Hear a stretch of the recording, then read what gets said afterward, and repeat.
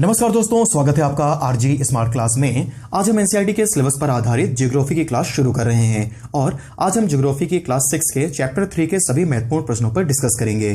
किसी भी एग्जाम में सभी प्रश्न एनसीईआरटी से ही पूछे जाते हैं, तो इसलिए इन प्रश्नों को आप ध्यान से पढ़िएगा। एग्जाम में आपको बिल्कुल ऐसे ही प्रश्न देखने को मिलेंगे। वीडियो बढ़िया लगे तो लाइक और शेयर जरूर करिएगा और चैनल को पहली बार देख रहे हैं तो सब्सक्राइब भी कर लीजिएगा। तो चलिए शुरू करते हैं।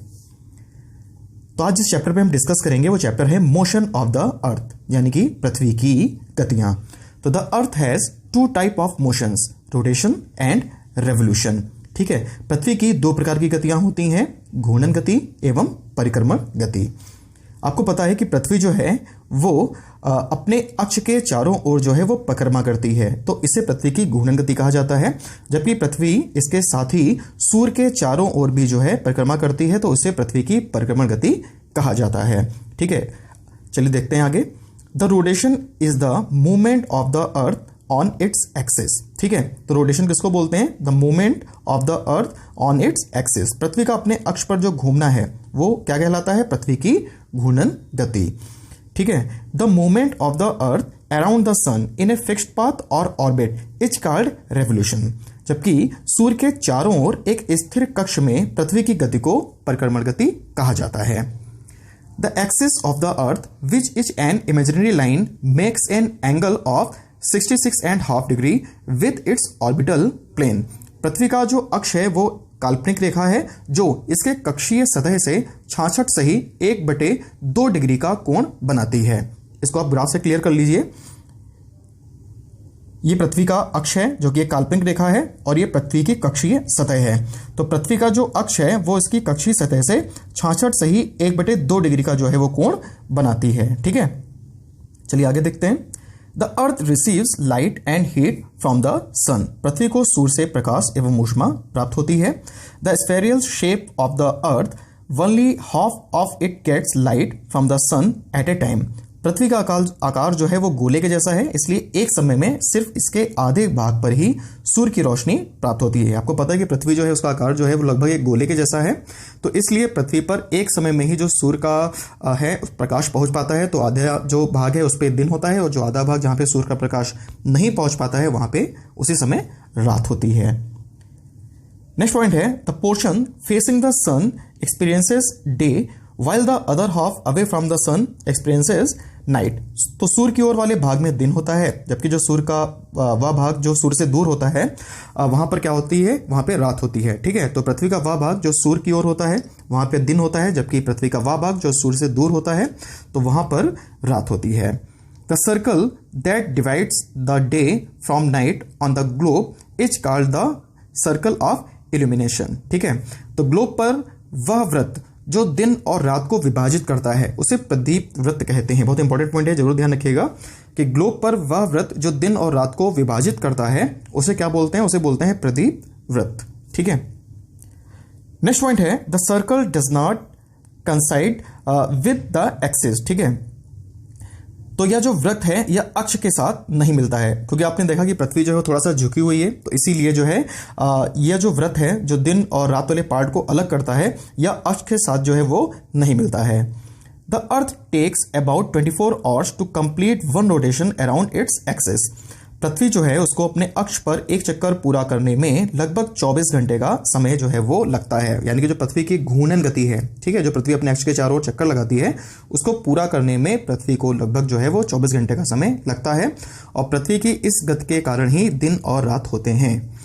The period of rotation is known as the earth day. तो घूर्णन गति के समय काल को जो है वो पृथ्वी दिन कहा जाता है। जैसे कि मैंने आपको बताया कि इसी की वजह से जो है वो दिन और रात होते हैं, तो घूर्णन गति का जो समय काल है 24 आवर्स, इसी को पृथ्वी दिन, ठीक है, कहा जाता है। यह पृथ्वी की दैनिक गति है। ठीक है, ये घूर्णन गति पृथ्वी की दैनिक गति है। तो this is the daily motion of the earth, यानी कि यह पृथ्वी की दैनिक गति है। The second motion of the earth around the sun in its orbit is called revolution. तो पृथ्वी की दूसरी गति जो सूर्य के चारों ओर कक्ष में होती है उसे पृथ्वी की परिक्रमण गति कहा जाता है। और जो मौसम में परिवर्तन है वो पृथ्वी की परिक्रमण गति के कारण ही होता है। एक बार फिर से थोड़ा सा जो है ध्यान दीजिएगा कि पृथ्वी की जो घूर्णन गति है उसके कारण दिन और रात होते हैं, जबकि पृथ्वी की जो परिक्रमण गति है उसके कारण जो है मौसम में परिवर्तन होता है। नेक्स्ट पॉइंट है the earth takes 365 days to revolve around the sun. तो पृथ्वी 365 दिन में सूर्य का एक चक्कर लगाती है। जिस प्रकार जो घूर्णन गति है उसमें 24 आवर्स का समय लगता है, उसी प्रकार जो पृथ्वी की परिक्रमण गति है यानी कि पृथ्वी जो सूर्य के चारों ओर चक्कर लगाती है तो उसमें उसको 365 डेज का समय लगता है। अगर हम लोग एग्जैक्ट फिगर की बात करें तो 365 डेज और इसके अलावा 6 आवर्स यानी कि 6 घंटे और भी लगते हैं, ठीक है। लेकिन हम वो 6 घंटे जो हैं वो इसमें हम लोग नहीं जोड़ते हैं, इसलिए क्योंकि कैलेंडर में हम लोग घंटों को स्थान नहीं देते हैं।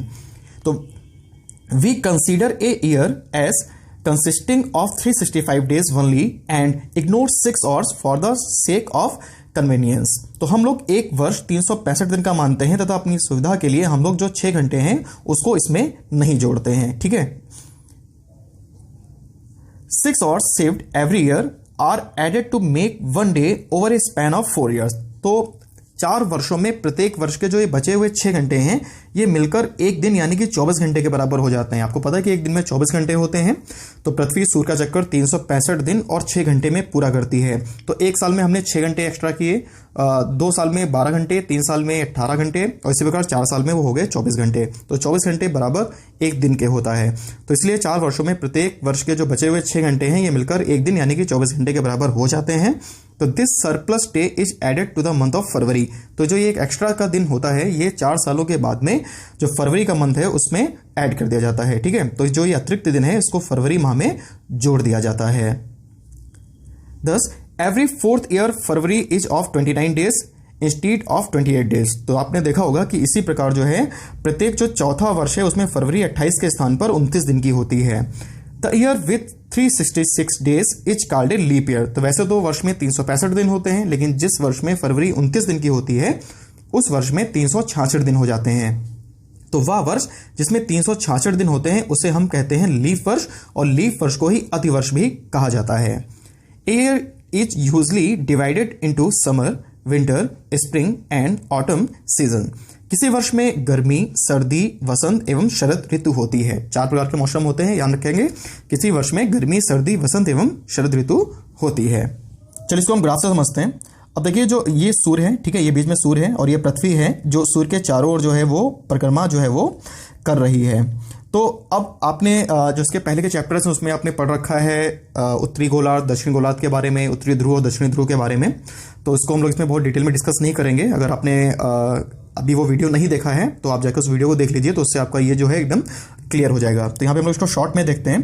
तो आप ध्यान दीजिएगा कि 21 जून को, ठीक है, यहाँ पे देखिए 21 जून को जो उत्तरी ध्रुव है, ठीक है, या फिर जो उत्तरी गोलार्ध है वो सूर्य की तरफ झुका हुआ है। उत्तरी गोलार्ध जो है वो सूर्य की तरफ झुका हुआ है और इस समय जो सूर्य की किरणें हैं वो कर्क रेखा पर एकदम सीधी पड़ रही हैं, ठीक है। अगर हम बात करें 22 दिसंबर की, तो 22 दिसंबर को आप देखिए कि जो दक्षिणी गोलार्ध है या फिर जो दक्षिणी ध्रुव है वो सूर्य की तरफ झुका हुआ है और जो सूर्य की किरणें हैं वो एकदम सीधी पड़ रही हैं कहाँ पर, मकर रेखा पर। अगर हम लोग 21 मार्च की बात करें या फिर हम लोग 23 सितंबर की बात करें, 21 मार्च और 23 सितंबर, तो इस समय जो सूर्य की किरणें हैं वो एकदम सीधी पड़ रही हैं भूमध्य रेखा पर, ठीक है। सूर्य की किरणें एकदम सीधी कहाँ पड़ रही हैं, भूमध्य रेखा पर। तो आप ध्यान रखेंगे कि 21 जून को सूर्य की जो किरणें हैं वो कर्क रेखा पर लंबवत होती हैं, 22 दिसंबर को सूर्य की किरणें मकर रेखा पर लंबवत होती हैं, जबकि 21 मार्च को सूर्य की किरणें भूमध्य रेखा पर लंबवत होती हैं और 23 सितंबर को भी सूर्य की किरणें जो हैं वो भूमध्य रेखा पर लंबवत होती हैं।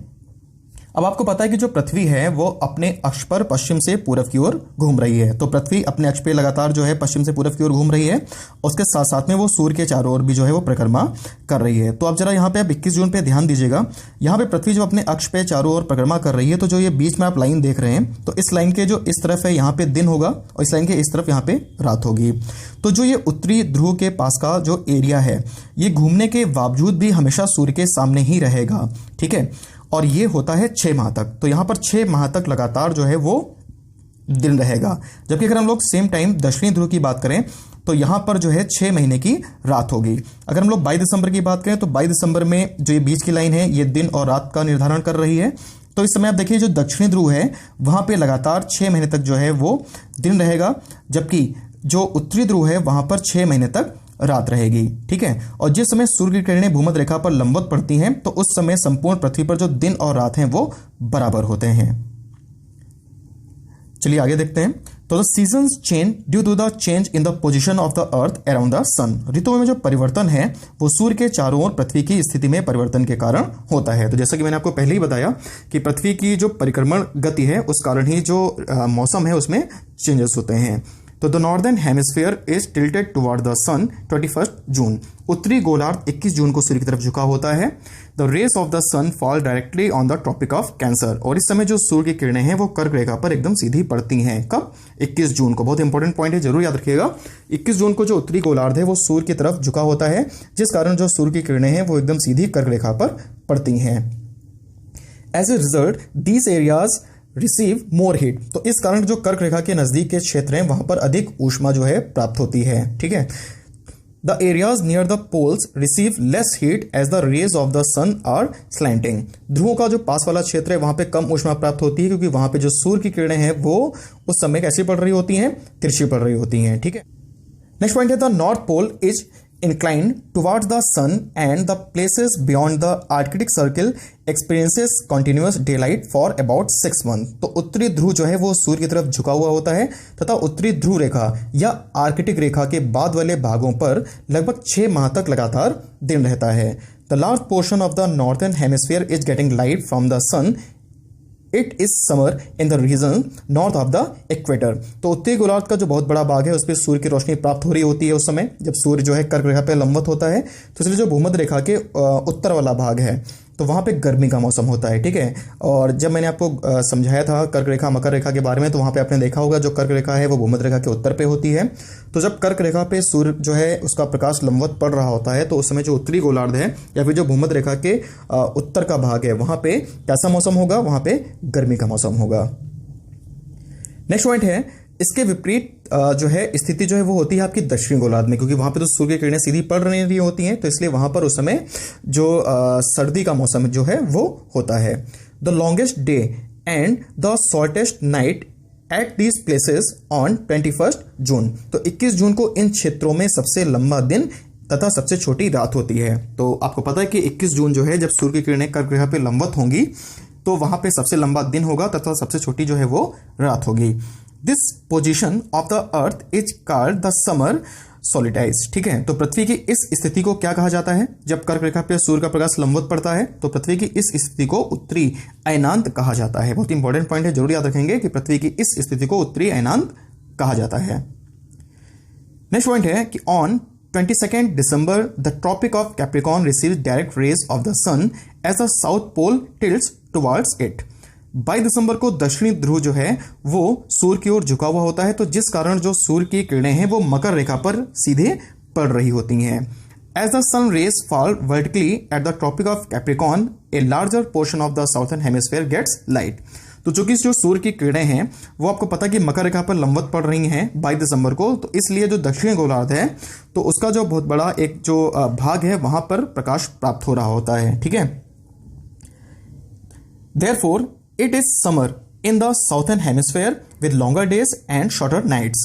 तो इस समय दक्षिणी गोलार्ध में सबसे लंबे दिन तथा सबसे छोटी रात वाली ग्रीष्म ऋतु होती है। और दक्षिणी गोलार्ध में जो सबसे लंबा दिन होता है वो कब होता है?